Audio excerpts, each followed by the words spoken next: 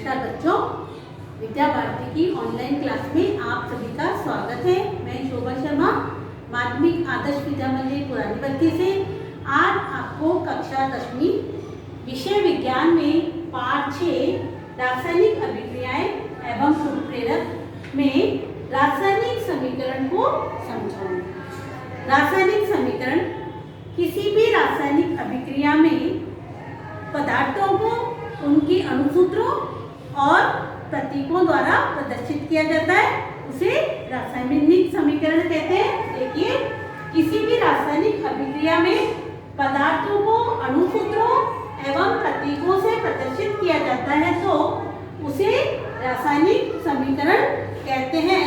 जैसे समझिए, कार्बन को हम ऑक्सीजन के साथ गर्म करते हैं तो कार्बन डाइऑक्साइड गैस निकलती है, तो ये सभी एक अभिक्रिया है। ये रासायनिक समीकरण, इसे रासायनिक समीकरण द्वारा लिख सकते हैं। मतलब रासायनिक अभिक्रिया को संक्षिप्त रूप में रासायनिक समीकरण द्वारा प्रदर्शित कर सकते हैं। अब देखिए, जो क्रिया करने वाले पदार्थ हैं, क्रिया अभिकारक कहलाते हैं। अभिकारकों को हमेशा ये दोनों कार्बन और ऑक्सीजन, ये क्या है? क्रियाकारक। और ऑक्सीजन भी क्रियाकारक है। क्रियाकारकों की क्रिया द्वारा बना उत्पाद या क्रियाफल कहलाता है।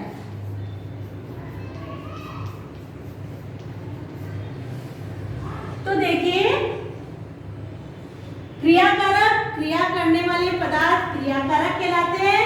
यदि क्रियाकारक एक से अधिक है तो दोनों के बीच में जोड़ का निशान, प्लस का निशान लगाते हैं और फिर जो क्रिया के बाद में बनने वाले पदार्थ हैं उसे उत्पाद, क्रियाफल कहते हैं। तो अब हम रासायनिक समीकरण के चरण समझेंगे। रासायनिक समीकरण के चरण। रासायनिक समीकरण के चरण देखिए, क्रियाकारकों को हमेशा अभिक्रिया के समीकरण में बाईं तरफ लिखते हैं और क्रियाफल हमेशा तीर के निशान के आगे दाईं तरफ लिखे जाते हैं। तो अगर क्रियाकारक एक से अधिक है, दोनों के बीच में प्लस का निशान लगाया जाता है, और यदि उत्पाद भी एक से अधिक है तो उसके उन दोनों के बीच में भी प्लस का निशान लगाया जाता है। उसके बाद देखिए कि रासायनिक अभिक्रिया में द्रव्यमान का ना तो निर्माण होता है और ना ही क्षय होता है। दोनों तरफ परमाणुओं की संख्या समान होती है, अर्थात इसमें रासायनिक समीकरण में द्रव्यमान संरक्षण का नियम लागू होता है। यानी द्रव्यमान, इसका अर्थ है द्रव्यमान संरक्षित रहता है। क्रियाकारकों में जितना परमाणुओं का द्रव्यमान है उतना ही अभिकारकों क्रियाफलों में होगा। दोनों तरफ परमाणुओं की संख्या समान होगी, अर्थात रासायनिक समीकरण को संतुलित करना अति आवश्यक है। पहले हमें रासायनिक समीकरण को संतुलित किया जाना चाहिए। अब देखिए, हम इसको रासायनिक समीकरण को संतुलित करते समय किन बातों का ध्यान रखेंगे। अब देखो, संतुलित हम कैसे करेंगे।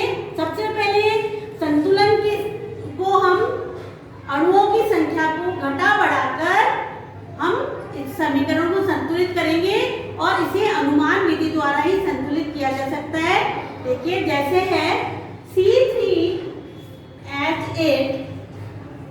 Plus O2, CO2 plus H2O, ये एक समीकरण है। अब हम समीकरण करने से पहले ये देखेंगे कि हाइड्रोजन और ऑक्सीजन के परमाणुओं का संतुलन बाद में करेंगे। पहले हम अन्य परमाणुओं को देखेंगे। तो देखिए, यहाँ पर कार्बन परमाणु 3 है, तो हम यहाँ पर कार्बन 3 कर देंगे आगे। यहाँ पर 3 हो गया। अब यहाँ पर H8 है, तो यहाँ पर है 2, तो हम इसे 4 कर देंगे, 4 दूना 8 हो गया। अब इसी प्रकार यहाँ पर ऑक्सीजन 2 है और यहाँ पर ऑक्सीजन 3 दूना 6 और 4 10 हो गए, तो हम इसके आगे 5 लिख देंगे।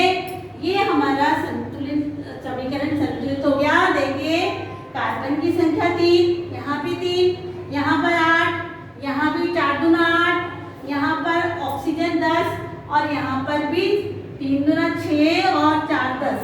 ये हमारा समीकरण संतुलित है। इस प्रकार हम रासायनिक अभिक्रिया में समीकरण को संतुलित करते हैं। आप इसको अनुमान विधि द्वारा ही करते हैं और हाइड्रोजन और कार्बन से हाइड्रोजन और ऑक्सीजन परमाणुओं से पहले हम अन्य परमाणुओं को संतुलित करते हैं। उसके पश्चात ऑक्सीजन और हाइड्रोजन परमाणुओं को संतुलित करते हैं। अब अगर अभिक्रिया ऊष्माक्षेपी है और ऊष्माशोषी है, तो रासायनिक समीकरण में हम किस प्रकार लिखते हैं उसे? ऊष्माक्षेपी। अब देखिए ऊष्माक्षेपी और ऊष्माशोषी, ऊष्माक्षेपी व ऊष्माशोषी इस प्रकार की अभिक्रिया को समीकरण में कैसे दर्शाते हैं?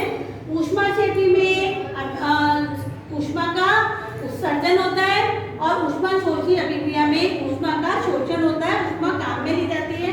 तो इसको दर्शाने के लिए देखिए 3H2 2NH3 plus 10 to 10.5 kilo calorie पर मोल। इस प्रकार हम इसको दर्शाएंगे। इसी प्रकार ऊष्माशोषी, ऊष्माक्षेपी और ऊष्माशोषी में देखिए N2 प्लस O2, तो क्या बना? NO2 2NO2 minus 21.6 kilo calorie पर मोल। इस प्रकार रासायनिक समीकरण में ऊष्माक्षेपी और ऊष्माशोषी अभिक्रिया को भी अंत में प्लस और माइनस के चिन्ह लगाकर प्रदर्शित किया जा सकता है। इस प्रकार रासायनिक अभिक्रिया में, रासायनिक समीकरण में यदि उत्प्रेरक प्रयोग में लिया है, तो उत्प्रेरक को हम कैसे करते हैं? उत्प्रेरक को भी हम जैसे CH2 double bond CH2 plus H2, इस अभिक्रिया में निकल उत्प्रेरक काम में लिया है, इसलिए उसे तीर के निशान के ऊपर लिखते हैं और ये हमारा बन गया एथेन। C2H6 ये है एथेन और ये है एथीन। तो रासायनिक ये है एथेन। तो देखिए उत्प्रेरक को हम रासायनिक समीकरण में इस प्रकार लिखते हैं। तो CH2 double bond CH2 ethene है, हाइड्रोजन की उपस्थिति है, उसमें निकल की उपस्थिति में हाइड्रोजन से अभिक्रिया कराई और ये एथेन बना। इस प्रकार ये हमारा, आप देखिए उत्क्रमणीय और अनुत्क्रमणीय अभिक्रिया। उत्क्रमणीय अभिक्रिया को भी दर्शाने के लिए हम क्या करते हैं? दोनों तरफ उत्क्रमणीय N2 प्लस 3H2, उत्क्रमणीय अभिक्रिया क्योंकि दोनों दिशाओं में होती है, क्रियाकारक अभिक्रिया करके उत्पाद बनाते हैं और उत्पाद भी उसी समय उन्हीं परिस्थितियों में अभिक्रिया करके क्रियाकारक बना लेते हैं। ऐसी अभिक्रिया उत्क्रमणीय अभिक्रिया कहलाती है। तो उत्क्रमणीय अभिक्रिया को भी हम इस प्रकार तीर के निशान द्वारा प्रदर्शित कर सकते हैं। ये अब यदि इस अभिक्रिया में ताप और दाब की उपस्थिति भी दर्शानी है हमें, तो हम क्या करेंगे? इस तीर के निशान पर N2 प्लस 3N2 773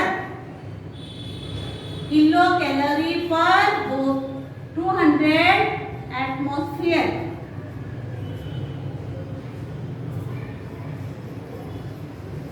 दाब, तो इसके ऊपर तीर के निशान के ऊपर ये हम ताप और दाब लिख देंगे।